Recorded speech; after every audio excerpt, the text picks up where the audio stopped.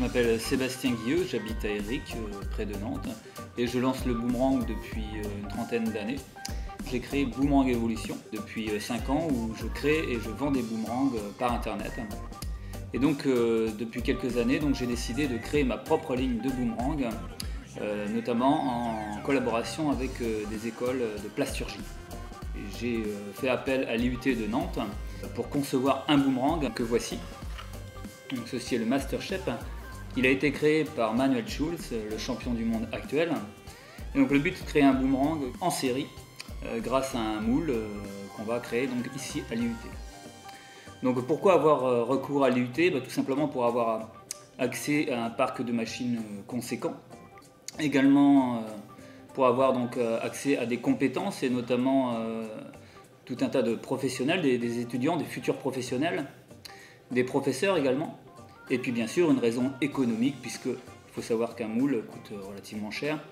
Et donc cette collaboration me permet de limiter les coûts. Lors de ce projet, je me suis principalement occupé de la modélisation du boomerang sur le logiciel CATIA V5. Pour cela, j'ai d'abord décalqué les contours du boomerang grâce à une photo que j'ai insérée sur le logiciel. Puis j'ai ensuite mesuré un intervalle régulier pour créer la forme exacte du boomerang. Une fois que nous avions terminé le boomerang, nous l'avons imprimé en 3D pour que le client puisse le valider. L'injection plastique est un procédé très répandu dans l'industrie. Il est utilisé pour les séries de grande production, comme par exemple les bouchons de bouteilles. Son fonctionnement est très simple.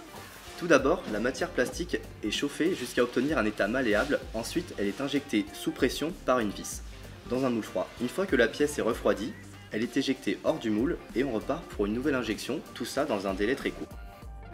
Pour pouvoir concevoir notre moule, nous avons besoin de savoir comment le plastique va s'écouler dans notre empreinte.